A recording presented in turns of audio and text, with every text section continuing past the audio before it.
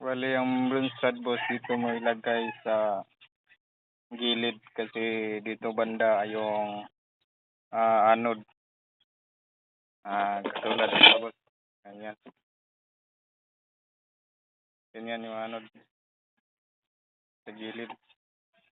Tapos yung anode boss,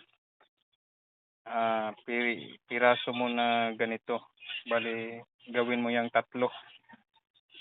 Isirba mo yung isa tapos gawin mo ganitong gawin mo sa dalawa. Yan.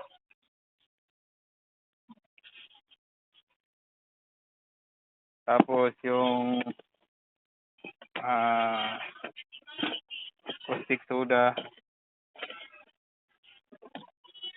kuha ka ng ganito, lagayan, lagyan mo ng kalahating tubig o 500 ml. Tapos lagyan mo ng caustic soda na dalawang dangkal. Dalawang ganito.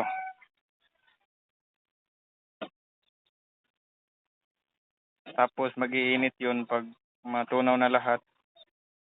Doon ka na mag-process para mag-nickel. Tapos kuha ka ng kutsara, ganyan, dito. Tapos dito mo ilagay yung negative. Tapos sa positive yung mga tare.